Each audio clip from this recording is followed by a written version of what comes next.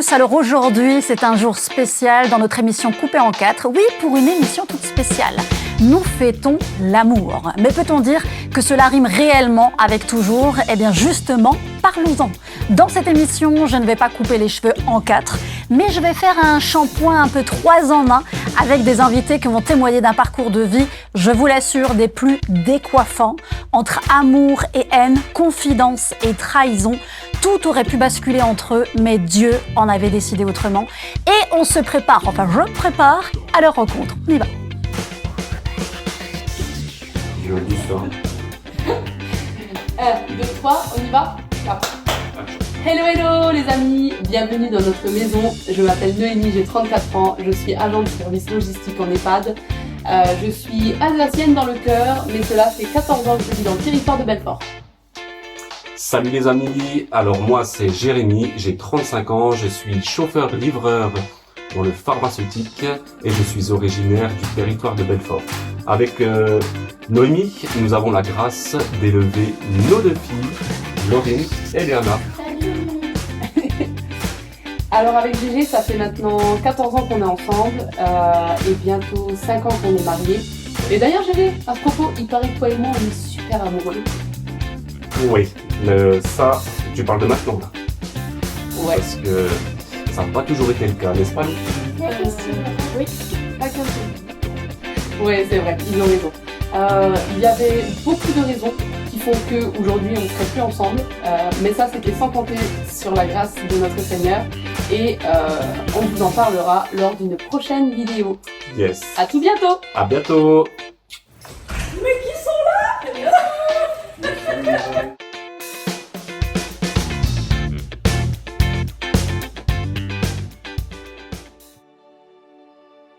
Être amoureux, c'est bien. Se marier, c'est génial. Et avoir des enfants, mais quel bonheur. Pour autant, l'amour n'est pas qu'un sentiment, mais aussi un choix. Et le choix d'aimer envers et contre tout. Et contre quoi, vous me direz? Eh bien, envers ce que l'on peut considérer comme la plus grande des trahisons, celle qui peut briser définitivement votre alliance, l'adultère. Alors comment faire face à cette infidélité lorsqu'elle s'invite à votre table et qu'elle fait tomber un à un les murs de votre maison? Comment se relever? Comment refaire confiance? Et est-ce que ça en vaut vraiment la peine?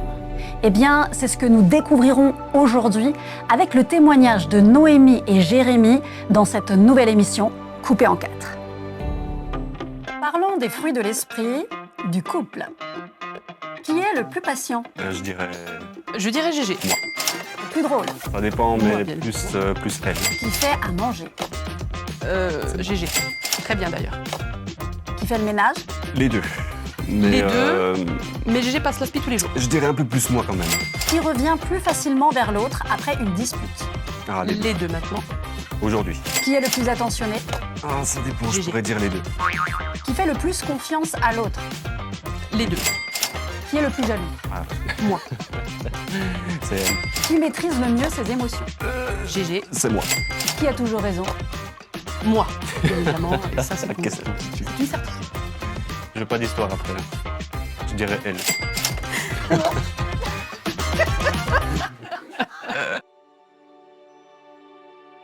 Tu es chrétienne depuis combien de temps? Alors, j'ai vraiment fait une première rencontre avec Jésus en 2015 et je lui ai vraiment donné ma vie en 2022. Et j'aime plutôt dire que je suis une enfant de Dieu parce que pour moi, tout ce que j'entendais avant, chrétien, ça rimait beaucoup avec la religion et pas forcément comme moi je vois les choses aujourd'hui dans ma relation avec le Seigneur. Alors, chrétien est un grand mot. Je dirais que j'ai donné ma vie à Jésus il y a 3 ans. Tu as rencontré ton mari à quel moment? Alors, j'ai rencontré Jérémy, on était au lycée. Voilà, on a fait nos études hôtelières ensemble à Guebwiller. Et on s'est mis ensemble juste après le lycée. Ça fait à peu près 13 ans qu'on est ensemble. Marié depuis combien de temps? Mariée avec Jérémy depuis le 21 août 2021, ça fait 4 ans maintenant. Noémie, sans Jésus dans sa vie, c'était qui? Oula, grosse question. Noémie sans Jésus, c'était une femme athée qui n'a jamais voulu entendre parler de Dieu, qui détestait l'être humain et qui était plus que rebelle. J'avais vraiment, en fait, comment dire, j'avais de la haine dans le cœur. Voilà, j'avais vraiment de la haine dans le cœur pour l'être humain, simplement. Vraiment, ouais. Pour moi, l'être humain sur cette terre ne valait vraiment pas grand-chose. Et une chose est certaine, fallait surtout pas me parler de Dieu, en fait. N'importe lequel d'ailleurs, hein, parce que je croyais en rien du tout à l'époque. Alors non seulement fallait pas essayer de me parler d'un certain Jésus, encore moins d'un certain Allah. En fait, tout ce qui pouvait se rapprocher de la religion ou de la spiritualité. Voilà. La seule chose en laquelle je croyais vraiment, par contre, je croyais au diable. Parce qu'il a été vraiment très présent dans ma vie. Donc je croyais fortement au diable, mais certainement pas à la lumière. Est-ce qu'on peut dire que tu as développé une haine contre les hommes? Oui, clairement, ouais. Ouais. J'ai développé une haine, mais en fait j'ai développé une haine contre les hommes, puis par la suite contre les femmes aussi, mais contre les hommes parce que oui, on va dire que ouais, les hommes ont été le fléau de ma vie. Le fléau, ouais, waouh. C'est un mot que j'ai jamais utilisé, mais le fléau, un vrai fléau. Les 10 plaies d'Égypte, bah, moi c'était les 10 plaies. Jérémie sans Jésus, c'était qui? Alors, Jérémie sans Jésus, déjà je ne serais pas là. Parce que j'étais quelqu'un de timide, très introverti, replié sur moi-même et je dirais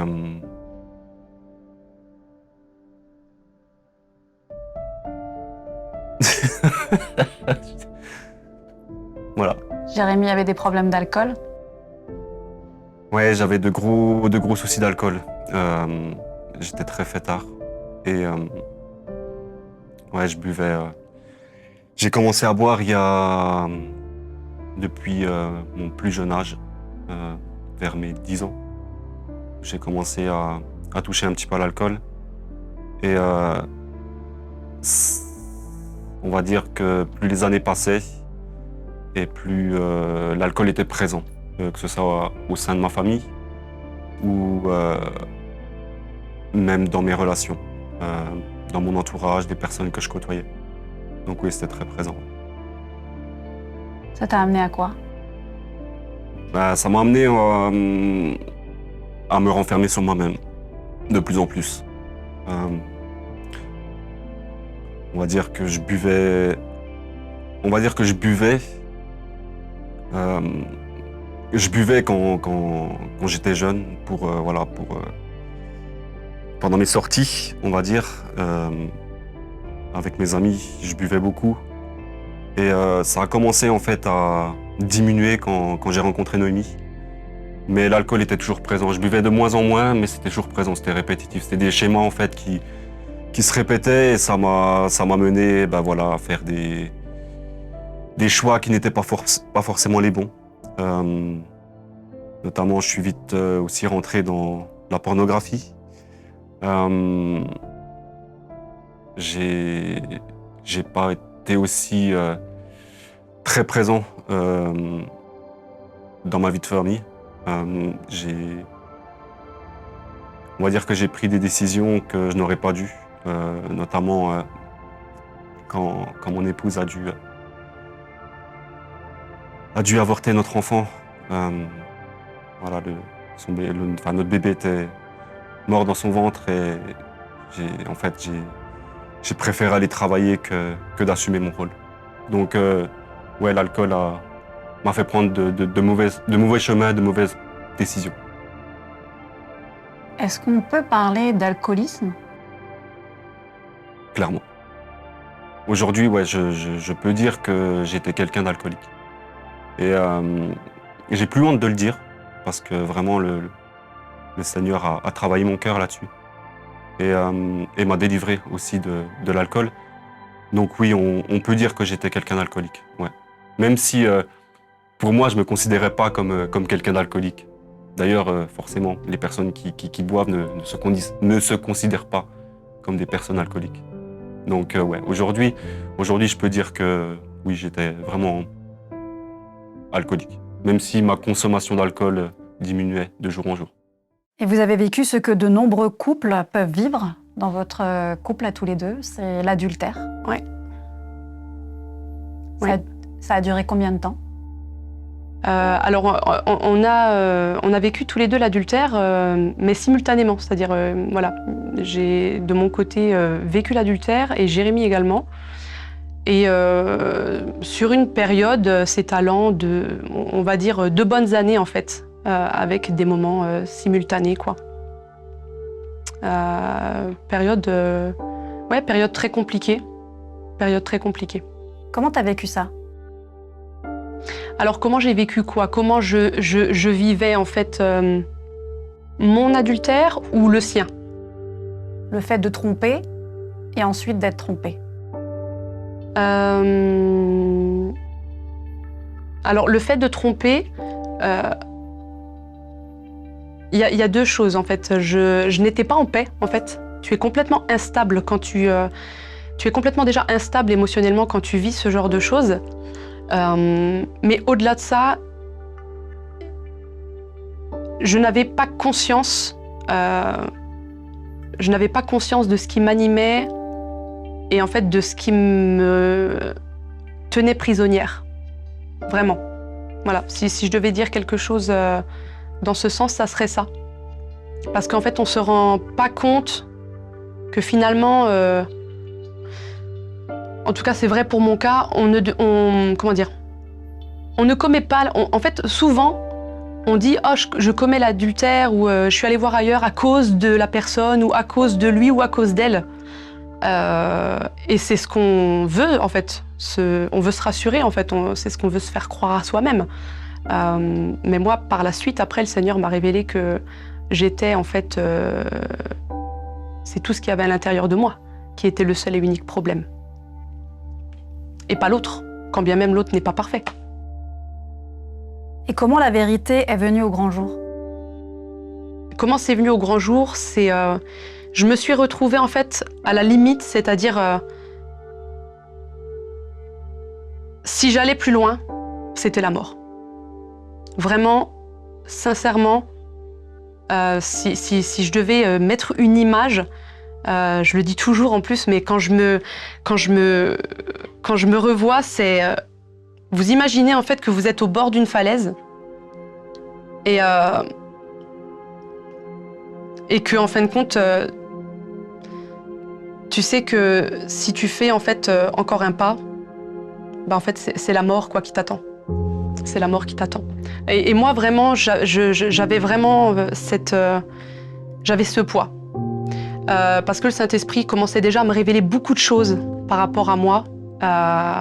Mais je refusais de lâcher, je refusais d'abandonner, je refusais de m'abandonner à Jésus. Et vraiment, il est venu à un moment donné très précis et il m'a tiré et il m'a vraiment audiblement fait comprendre là, c'est la dernière fois que je te rattrape. Saisis ma main maintenant. C'était vraiment ça. C'est toi qui as dit la vérité à Jérémy? Alors oui, donc en fait, le Seigneur, il a été très clair. Jésus a été très clair. Je devais vraiment passer par la case. Je devais vraiment passer par la case dire toute la vérité, au risque de perdre Jérémy.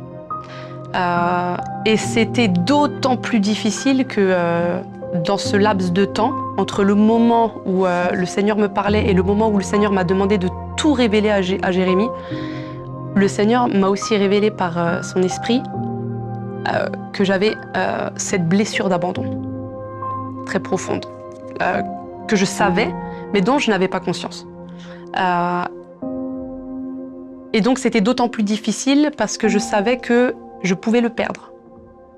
Et le Seigneur m'a clairement dit, si tu veux me suivre, que tu m'aimes vraiment, et que tu veux que je sois le Seigneur et le Sauveur de ta vie, ça passe par la vérité. Peu importe ce qu'il va se passer, que tu le perdes ou que tu le perdes pas, mais le chemin de la délivrance pour toi, c'est la vérité. Et donc, je me rappelle encore un matin, alors que je me lève jamais à 5 h du matin. Je suis plutôt le genre de femme, quand je travaille pas, à 8 h, 8 h 30, des fois je pousse encore un peu plus. Et là, 5 h du matin, vraiment, je sentais vraiment l'Esprit de Dieu. Hein. J'étais pas encore baptisée, hein, mais je sentais que Dieu me poussait. Et là, je me rappelle, je réveille Jérémie en catastrophe. Et là, je lui raconte tout. Et c'est un peu même... je suis désolée, mais c'est un peu un sketch parce qu'en fait, le pauvre, il dormait profondément. Je le revois, il dormait profondément. Et moi, j'arrive et je lui dis, écoute, Jérémie, il faut que je te parle. Et là, je lui sors, en fait, toute la liste. Depuis 13 ans qu'on est ensemble, avec tout ce qu'on a vécu, parce qu'il y a eu beaucoup de déboires avant. On aura peut-être l'occasion d'y revenir. Mais avec tout ce qu'on avait vécu, j'ai pris le tout et je lui ai dit, écoute Jérémie, il y a ça, il y a ça, il y a ça, il y a ça. Je ne suis pas cette femme, je ne suis pas cette femme, je ne suis pas cette femme. Je suis rien de tout ce que je t'ai vendu. Il y a ça chez moi, il y a ça chez moi qui va pas, il y a ça chez moi qui va pas, il y a ces blessures, il y a ça, il y a ça, il y a ça. Et maintenant, je te laisse le choix. Tu pars ou tu restes, mais peu importe ce que tu vas choisir, je donne ma vie à Jésus. Comment a réagi ton mari? Je suis désolée, j'en rigole. J'en rigole aujourd'hui, mais on en rigole en plus, lui et moi aujourd'hui, mais sur le coup, il s'est complètement... il s'est liquéfié. Je crois vraiment qu'en fin de compte, il s'attendait pas... vraiment, il s'attendait pas à ça, quoi. Certainement pas à 5 h du matin. Ouais, je crois que pour lui, c'était le ciel qui lui tombait sur la tête. Littéralement. Et tu n'es plus jamais retombée dans l'adultère? Alors, il y a eu des gros combats, justement par rapport à cette écharde, hein, par rapport à cette blessure d'abandon, que le Seigneur devait travailler. Vraiment, il devait vraiment travailler cette blessure. Donc, il y a eu des gros combats, mais en tout cas, une chose est sûre, c'est que le Seigneur m'a dit une chose, il m'a dit « Tu n'es pas encore là où tu devrais être, mais tu n'es plus là où tu étais. » Et donc, ouais, il y a eu des gros combats, mais en tout cas, voilà. Je ne suis plus jamais repassée à l'acte en soi. Tu n'as jamais voulu divorcer? Si, vraiment, il y a eu une période où c'était vraiment très très compliqué. Alors avant, hein, en fait, même avant qu'on s'avoue tout ça, qu'on avoue toutes ces choses, faut vraiment savoir en fait que faut vraiment savoir que en fait, il y avait notre vie sans Dieu en fait avant. On vient pas de famille chrétienne, je viens pas de famille chrétienne, je viens d'un arrière-plan, mon père est d'origine algérienne, la guerre d'Algérie, beaucoup de choses, de l'occultisme aussi, et donc voilà, il n'y avait pas de croyance, donc comment dire, on peut dire que les 13 premières années de notre vie avec Jérémie, enfin du moins les 10 premières années de notre vie, ou les 9 premières années de notre vie, en fait, on s'en rendait pas compte, mais on nourrissait nos blessures. En fait, c'était pas de l'amour. Et c'est souvent ça, en fait, on se rend pas compte que quand on est un couple, on se rend pas compte que la première chose qu'on cherche, en fait, on cherche à combler nos intérêts. Quand on n'a pas Dieu dans notre vie, la première chose, c'est qu'est-ce que cette personne peut m'apporter? Et en fait, si elle m'apporte pas, ou si elle ne me comble pas, bah, c'est que c'est pas la bonne, en fait. Ou si elle ne se comporte pas comme je le désire, c'est plus intéressant d'aller voir ailleurs. Et donc ouais, non, c'était très compliqué. Il y a eu vraiment même des actes de violence. Moi, je me rappelle, avec Jérémie, on se frappait dessus. C'était très difficile. Il y a eu vraiment des moments où c'était très compliqué. Donc, non seulement on a vécu l'adultère, mais on a aussi vécu la violence dans le couple. Donc clairement, oui, divorcer, j'ai envie de dire, tous les jours, j'aurais eu envie de divorcer. Qu'est-ce qui a fait que tu as tenu bon? Qu'est-ce qui a fait que j'ai tenu bon? En fait, ce qui a fait que j'ai tenu bon, sincèrement, beaucoup diraient en fait que c'est mes filles. Mais c'est pour dire à quel point, moi, mon mal-être, il était profond et puis il était ancré. Mais moi, c'est vraiment le Seigneur. C'est vraiment Jésus. C'est vraiment Jésus parce que... et même là, depuis tout à l'heure, je sens bien que je ne vais pas dans les détails non plus de ma vie. Mais j'ai vraiment envie d'être... En fait, j'ai vraiment envie de faire abstraction de la caméra, j'ai vraiment envie de faire abstraction de tout ça et je veux vraiment vous livrer mon cœur. Sans Jésus, en fait, je ne serais plus là. Voilà, je ne serais vraiment pas devant vous. À vous qui êtes là, qui m'écoutez, sans Jésus, je ne serais plus là. C'est-à-dire que ce qui fait que je n'ai pas abandonné,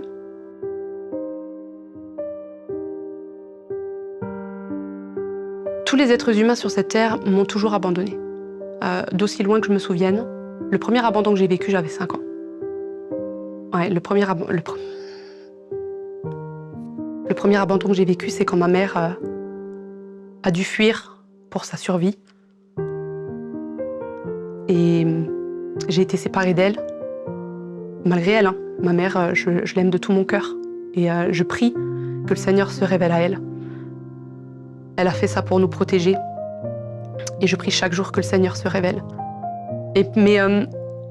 Donc il y a eu cet épisode, et puis ensuite, à 12 ans, abusée. Et puis ensuite, maltraitée. Toute mon adolescence maltraitée par les hommes, autant physiquement que sexuellement, que tout ce qu'une femme peut vivre. Donc, j'ai toujours été abandonnée de tous. Mais moi, j'ai jamais abandonné personne. Et c'est aussi pour ça que j'avais une haine profonde de l'être humain. Et en fait, quand Jésus est entré dans ma vie, et ce passage, je l'ai reçu hier, quand Jésus est rentré dans ma vie, et qu'il m'a vraiment pris dans ma crasse, parce que c'est ce qu'on peut appeler,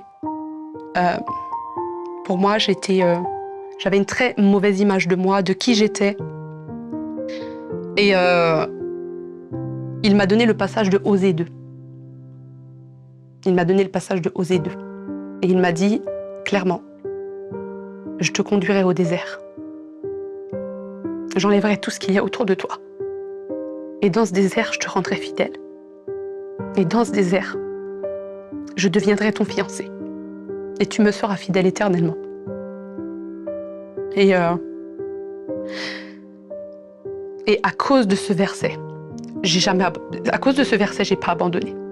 J'ai pas abandonné, en fait, pas par mes propres forces.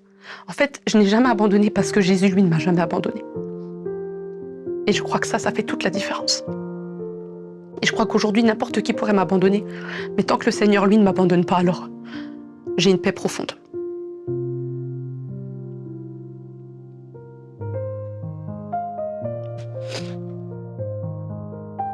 Quelle est l'action ou l'événement marquant pour que tu décides de rester à tout prix?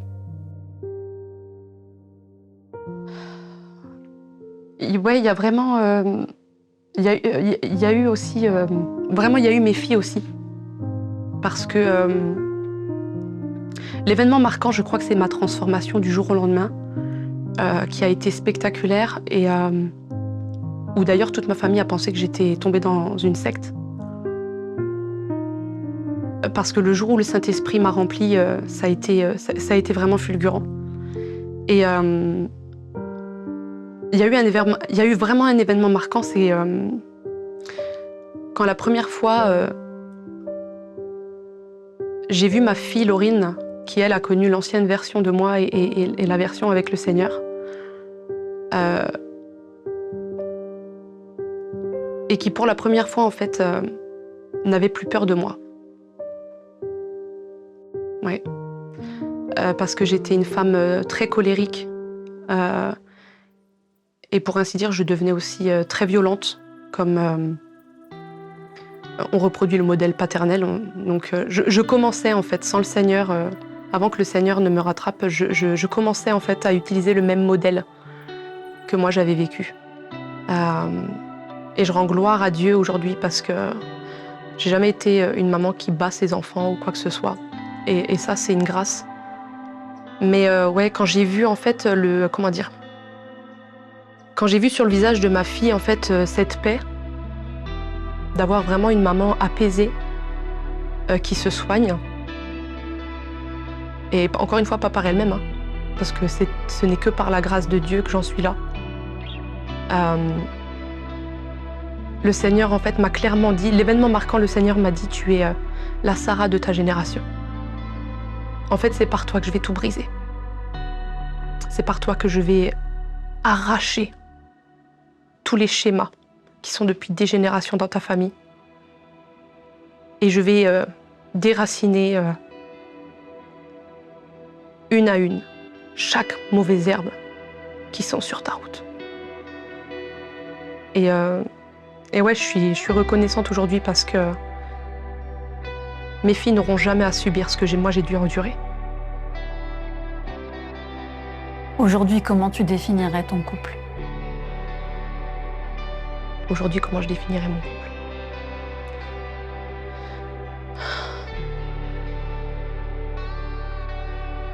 Aujourd'hui, comment je définirais mon couple? Je dirais que... Tu sais, Jeanne, dans la vie, il y a des gens...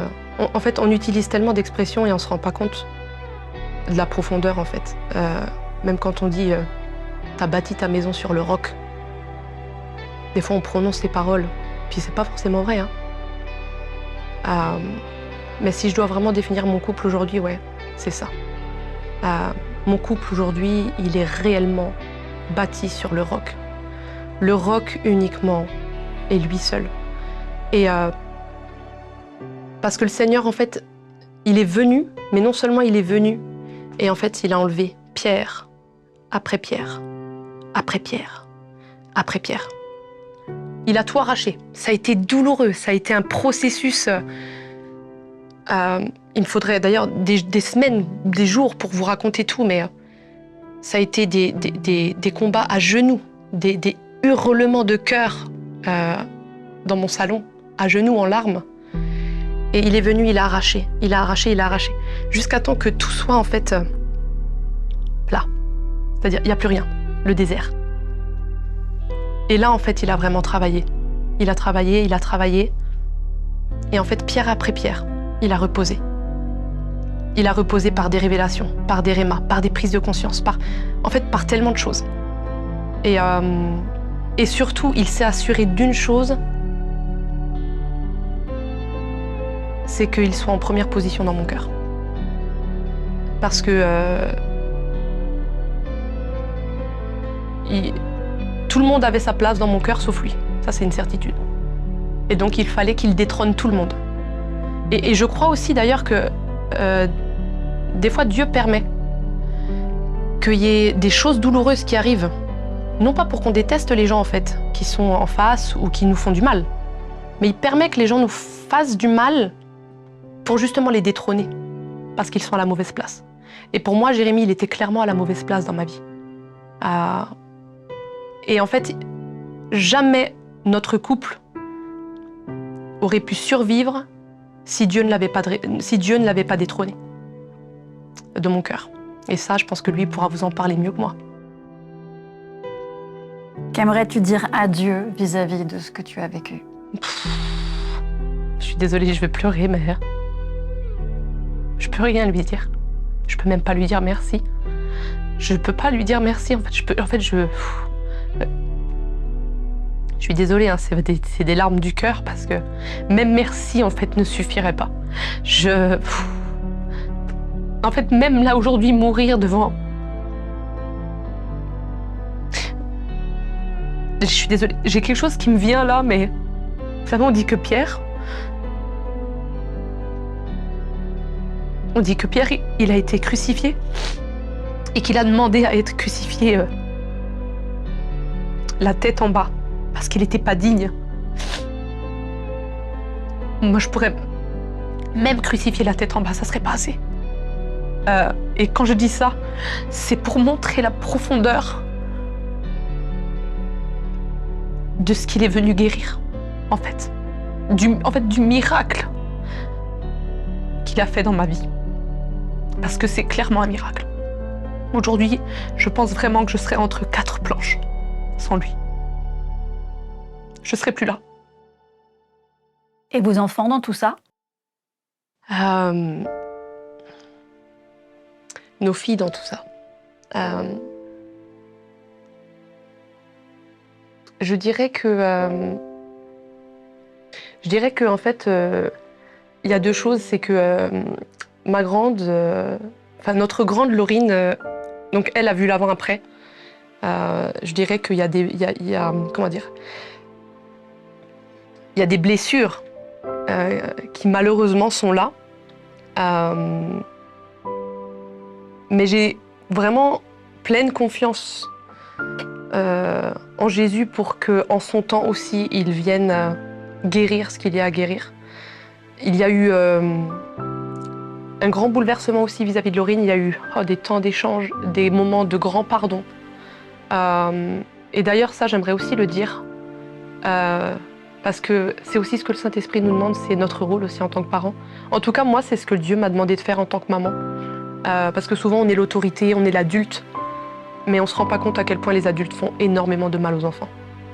Et on fait énormément de mal à nos enfants, de par nos comportements, de par... voilà. Et parfois involontairement, hein, parce que, comme dit, il y a les blessures du passé, il y a plein de choses. Donc en fait, on devient parent avec notre histoire, avec notre bagage, avec notre baluchon. Et donc jusque-là, c'est OK. Mais à un moment donné, quand le Saint-Esprit vient te révéler toutes ces choses et qu'il déracine et qu'il te guérit, après le Saint-Esprit te dit « OK, maintenant, va voir ta fille ». Et donc moi, le Seigneur, le Saint-Esprit m'a vraiment demandé de parler à ma fille. Il y a eu vraiment des grands cœur à cœur, il y a eu des larmes et il y a eu des demandes de pardon. Des demandes de pardon que ma fille a vraiment bien pris. Et je la remercie pour ça, parce que du haut de ses 14 ans, elle m'a pleinement pardonné. La deuxième, Léana, n'a pas eu... Léana, elle a vu maman avec Jésus. Voilà. Léana, elle est née et oui, elle a directement connu Jésus, donc elle a un amour pour Jésus qui est dingue. Voilà, c'est Jésus. Et puis Léana a vu tout de suite le grand amour aussi. Enfin, elle a vu l'amour familial. Donc voilà, et c'est pas... Il n'est pas question que le Seigneur aime plus Léana ou plus Laurine. Moi, je pense vraiment qu'elles ont deux parcours différents et elles auront deux histoires. Elles auront deux histoires de vie différentes, deux appels différents et deux témoignages différents. Et je sais que voilà, Laurine sera utilisée pour quelque chose en particulier pour le Seigneur et Léana également. Mais en tout cas, pour nos filles, et c'est ce qu'elles nous disent aujourd'hui, moi, je retiens deux choses, c'est que Laurine nous dit tout le temps « Maman et papa, vous êtes vraiment un exemple pour nous ». C'est beau. C'est beau parce que je me dis, elle a vu le pire de nous et aujourd'hui, elle voit le meilleur. Preuve que ça existe. Preuve qu'on peut s'en sortir. On s'en sort pas par ses propres forces, on s'en sort avec le Seigneur. Et donc, Laurine, voilà, c'est ce qu'elle nous dit. Elle nous dit « Papa, maman, vraiment, vous êtes un exemple. Pour moi, vous êtes les meilleurs parents du monde. » Ça vaut tout l'or du monde. Et Léana... c'est pareil, elle nous dit toujours moi, je vous échangerai pour rien au monde. donc, amen. Merci Seigneur pour ça, vraiment. Et vous avez vécu ce que de nombreux couples peuvent vivre, c'est l'adultère. Oui, c'est ça, l'adultère, oui. Ça a duré combien de temps? Alors, il faut savoir que on est les deux concernés, que ce soit mon épouse ou moi. On va dire ça a été sur une période, je dirais, 2 bonnes années. Pendant 2 bonnes années, en fait, on s'est complètement perdu. Comment as-tu vécu ça?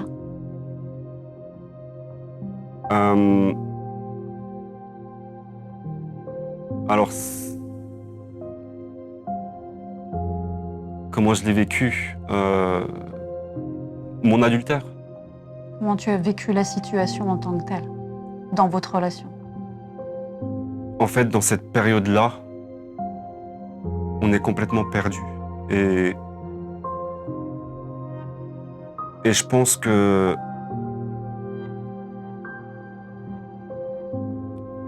comment expliquer? En fait, ça nous...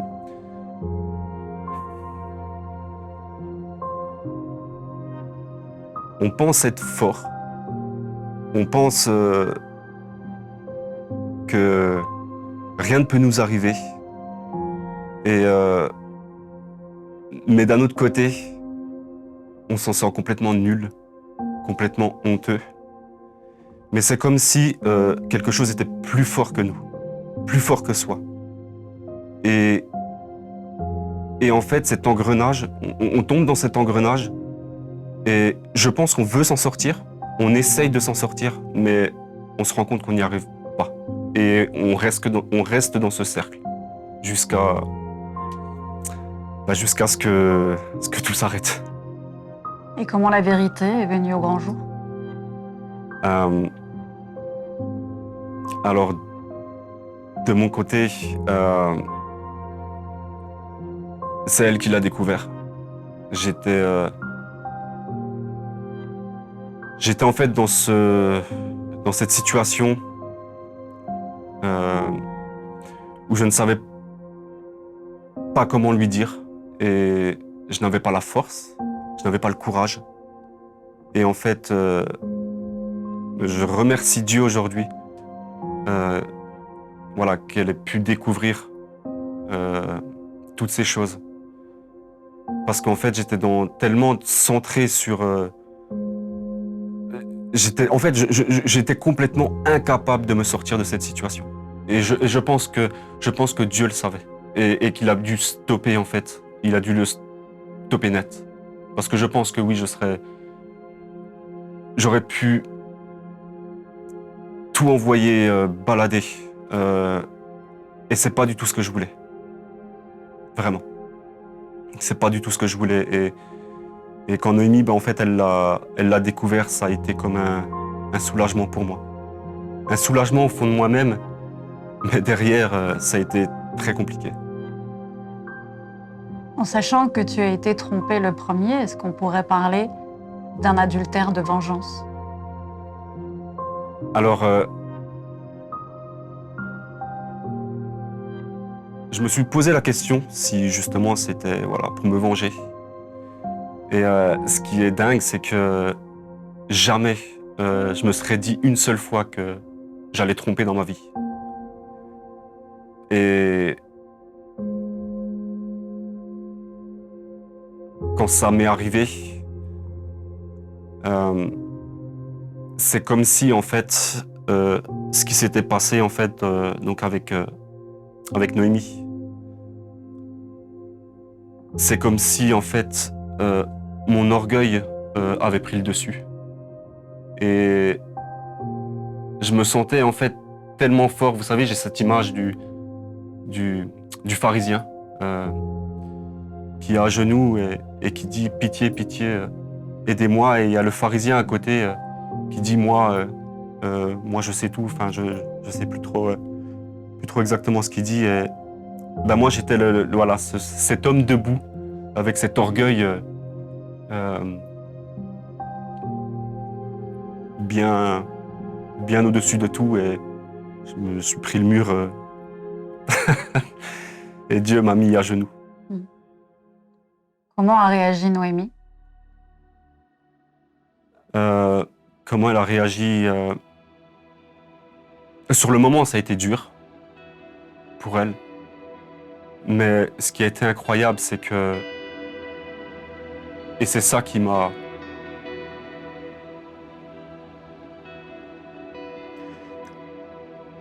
C'est ça qui m'a troublé.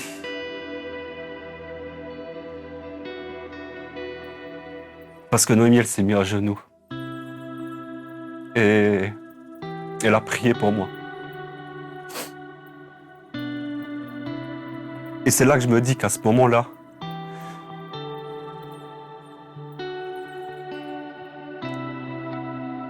à quel point c'est... Pardon. quel point Dieu est plus fort qu'on ne l'imagine. Parce que elle aurait pu claquer la porte, partir, mais elle a décidé de rester et de se mettre à genoux et prier. Prier pour moi et prier pour nous. Donc,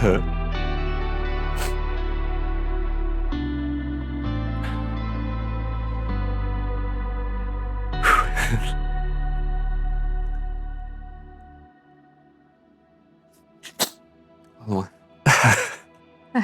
Ah, tout va bien.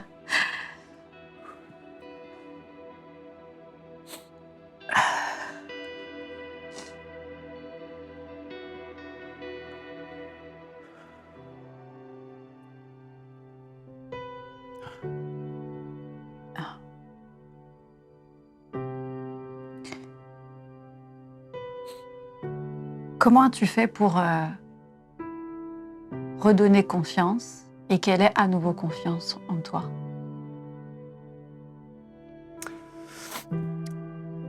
Alors au début, tu essayes de ramer. Tu pagayes. Mais ta destination, elle est complètement erronée. Et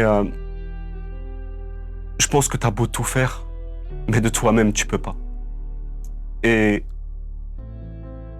je pense qu'il est là. Elle est là, la clé. C'est qu'il y en a un qui pagaie pour toi. Et lui, c'est Jésus. Et à partir du moment, en fait, que tu lui laisses pleinement cette situation, à partir du moment que tu te dis, mais moi, j'ai beau tout faire, mais j'y arrive pas. Et ben, c'est à ce moment-là que tout change. Et c'est à ce moment-là que tout a changé.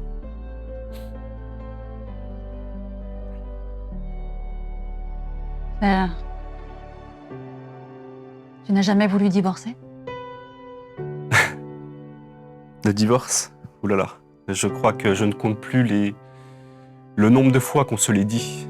Parce que divorcer, c'est dans le vocabulaire de beaucoup de couples. Quand il y a une situation qui se présente, aïe, on divorce, on s'en va, on claque la porte. Je crois que, bien sûr, divorcer, c'est... Plus d'une fois, on s'est posé la question. Plus d'une fois, oui. Qu'est-ce qui a fait que tu aies tenu bon dans ton mariage?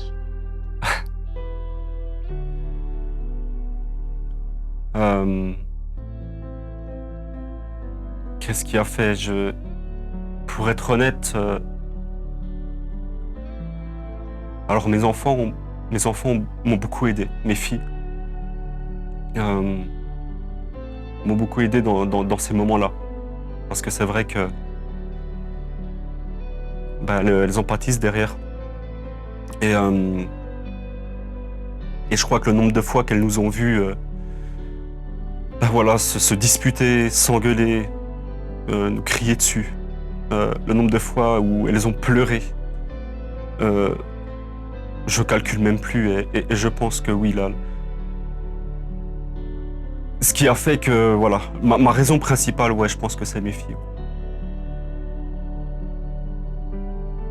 Quelle est l'action ou l'événement marquant qui a fait que tu aies décidé de ne pas abandonner?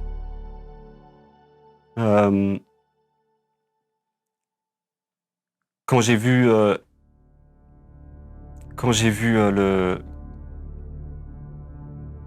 la transformation que Dieu avait fait à Noémie, avec Noémie. Quand j'ai vu comment Dieu travaillait son cœur, je me suis dit là, ouais, il y a vraiment quelque chose.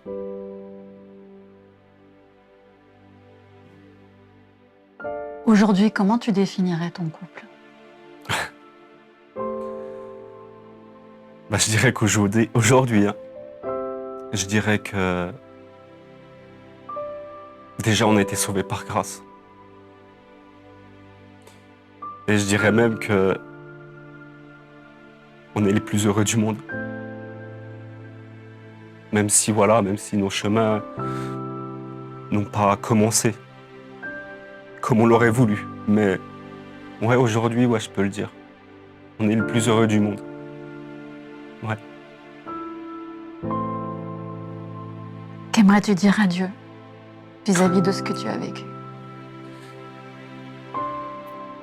Qu'est-ce que j'aimerais lui dire?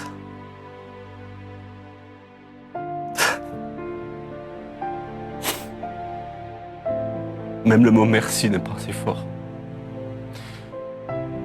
Et je pense que beaucoup vont peut-être se reconnaître dans cette situation. Et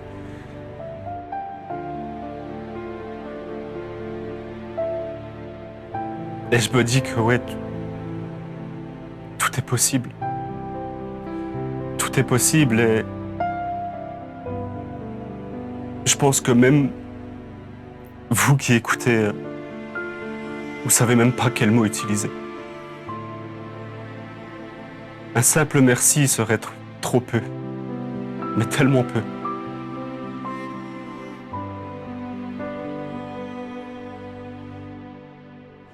Et vos enfants dans tout ça? Sans fond.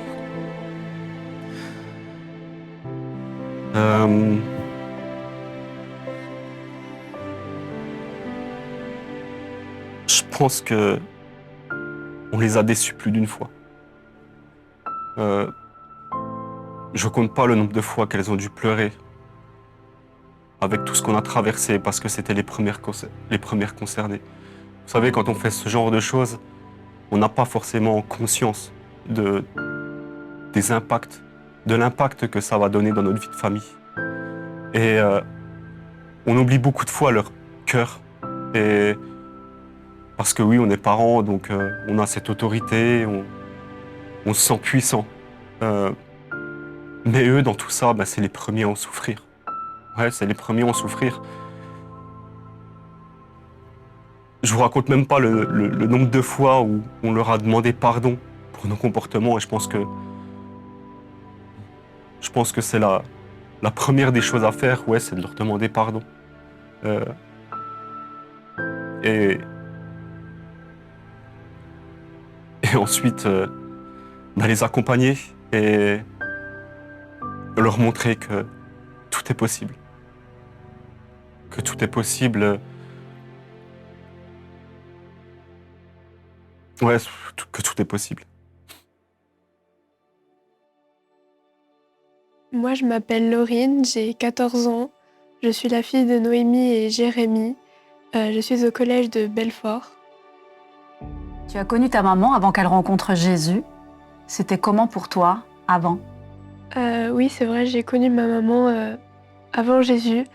Pour moi, avant, c'était assez compliqué, car avec ma maman, j'avais de très bons liens, mais j'avais peur d'elle dans le sens quand j'avais très peur d'elle quand elle me disputait. Mais j'ai toujours eu un amour très profond pour mes parents. Quel a été pour toi un événement marquant entre le avant et le après sa rencontre avec Dieu? L'événement marquant, c'était un jour, j'étais dans la chambre avec Léana et on jouait et je lui avais mal parlé. Et en fait, il faut savoir que maman, elle avait entendu que je lui avais mal parlé et moi, je m'attendais à ce qu'elle monte et qu'elle vienne me mettre une fessée ou me disputer. Et en fait, sa réaction, ça a été eh bien très bien, d'accord, on en parlera avec ton père ce soir. Chose qu'avant, elle ne faisait jamais puisque c'était souvent elle qui prenait la place, de papa dans la famille. Pourquoi tu dis que ta maman, elle te faisait peur avant? Parce que maman, elle pouvait impressionner avec sa voix et son regard aussi. Et oui, et puis oui, c'était surtout sa voix qui me faisait peur. Et ton papa avant Jésus? Mon papa, eh bien, avant Jésus, il était plus pas colérique, mais arrivait moins à gérer ses émotions. Il avait tendance à réagir très vite sous l'énervement, chose que maintenant il ne fait plus. Est-ce que tu peux dire aujourd'hui que tes parents sont un exemple pour toi? Oui, parce que maintenant, avec mes parents, on prend plus de temps en famille, on est plus dans l'écoute, on dialogue plus. Et du coup, j'ai plus du tout peur d'eux. Et en fait, mes parents... moi, j'ai appris que ça servait à rien de disputer des enfants et qu'il fallait justement apprendre à leur expliquer qu'est-ce qui fait que ce n'est pas bien ou bien, et pas seulement les disputer, car ça amène à rien. Donc oui, pour moi, mes parents sont un très bon exemple. Qu'est-ce que tu retiens d'essentiel? Que tout est possible. Parce que moi, quand j'étais enfant, c'est vrai que je me rendais pas trop compte que mes parents étaient durs. Mais quand je compare à la situation d'aujourd'hui et de avant, eh bien, mes parents, ils ont beaucoup changé. Et pour moi, je suis persuadée que Dieu peut le faire avec n'importe qui d'autre. Un mot pour définir ta maman aujourd'hui?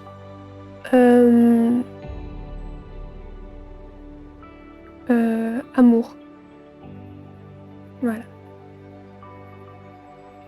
Un mot pour définir ton papa aujourd'hui? Amour aussi. C'est les deux amours. Qu'aimerais-tu dire adieu vis-à-vis de ce que tu as vécu? Que je le remercierai jamais assez, parce que je ne sais pas comment j'aurais grandi. Si mes parents n'auraient pas eu une réelle transformation, je pense que je serais comme les autres, à insulter ou à critiquer directement. Quand on trouve une personne bizarre ou même dans la vie de tous les jours. Et chose qu'aujourd'hui, je ne fais pas parce que tout simplement, j'ai conscience du bien et du mal. Et donc, je le remercierai jamais assez. Et nous voici à la toute dernière partie de cette émission coupée en 4. C'est un café, un conseil. Parce que oui, moi je pense qu'on peut avoir un bon petit conseil de nos invités. Alors Noémie et Jérémie, Laurine, on va commencer par toi Noémie. S'il y avait un conseil que tu aimerais que tous ceux qui nous regardent depuis le début gardent de ce que tu as témoigné, de ce que vous avez traversé, ça serait lequel? Alors, si vraiment je devais donner un conseil, le premier, ça serait vraiment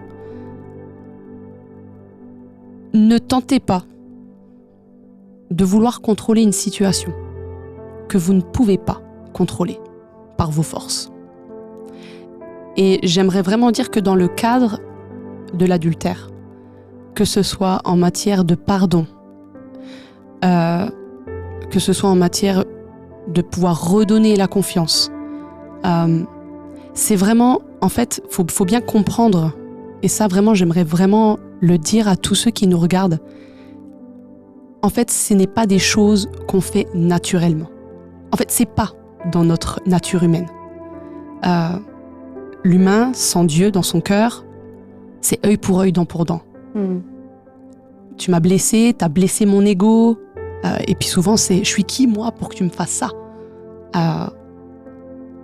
Et ce que Dieu fait, c'est que, c'est vraiment, aussi bizarre que ça puisse paraître, vis-à-vis de l'adultère, en fait, l'ego, il vole en éclats. Il vole en éclats. Et la meilleure chose qu'on puisse faire, c'est vraiment de s'humilier. Et pas de s'humilier envers le conjoint, mais vraiment de s'humilier devant Dieu. De dire « Ok Seigneur, je comprends vraiment maintenant que je suis un pécheur, que toutes ces choses me dépassent, que c'est au-delà de mes forces, qu'il y a des liens qui dans certains cas, qui peuvent tenir, et moi c'était mon cas. Et je décide vraiment de poser le genou à terre. En fait, je décide d'enlever mon masque, je décide, Seigneur, vraiment d'enlever tout ça, et je te prie de venir prendre le contrôle. Est-ce que tu confirmes, Jérémie ? Alors oui, je peux que confirmer en fait ces dires et voilà, je pense que ouais, elle a tout expliqué. Ouais, je peux pas en dire plus en fait parce que Toi, peut-être de ton point de vue d'homme, de mari, est-ce que tu aurais un conseil à laisser aux époux, peut-être, qui regardent ? Mon conseil vraiment, déjà il faut pas penser à soi pour commencer, parce que si on regarde à soi-même, on va se planter complet. Chose que j'ai faite. Mais vraiment mon conseil, je pense que ouais, regardez à Dieu. Lui peut. Lui seul peut. Et je pense que vous savez, on a ce lien et on en parlait en fait avec Noémie. On a en fait ce lien entre épouse, époux. Ce lien d'amour en fait qu'on a l'un pour l'autre, mais le plus important c'est le lien qu'on aura aussi avec Dieu. Ouais, en fait, je me permets, je reprends ce que Jérémie dit, parce que je pense que c'est ça que tu voulais dire, c'est que tout à l'heure en venant dans la voiture, on en discutait avec Jérémie, et en fait on s'est vraiment rendu compte d'une chose, c'est que le Seigneur est venu en fait déconstruire la relation horizontale entre Jérémie et moi, qui était basée sur des blessures. Il a détrôné Jérémie dans mon cœur, il m'a détrôné dans son cœur, et il a d'abord établi une vraie relation personnelle avec Jérémie, et de mon côté, il a établi une vraie relation personnelle avec moi. Et c'est parce qu'en fait, il a établi cette relation avec moi, et que de son côté, avec Jérémie, il a établi cette relation profonde, qu'ensuite, il a établi le vrai lien entre les deux. Et c'est ce qui fait qu'aujourd'hui, en fait, nous, on sait vraiment qu'il y a la croix entre nous. C'est-à-dire, aujourd'hui, quand je vois Jérémie, moi, je vois le Christ. Et je sais que c'est ce que tu dirais aussi, c'est que, ça. En fait, quand il me voit, il voit la croix. Vous voyez la grâce, en Voilà. fait. Clairement. On voit la grâce. Parce qu'en fait, C'est le mot exact. on a été deux pécheurs, et quand il y a eu ces adultères, finalement, la seule chose qu'à la fin, tu retiens, c'est en fait cette personne en face de moi, elle est humaine, elle est pécheresse, on est pécheur. Elle est soumise aux mêmes tentations. Peut-être pas aux mêmes addictions, mais aux mêmes tentations, aux mêmes défis.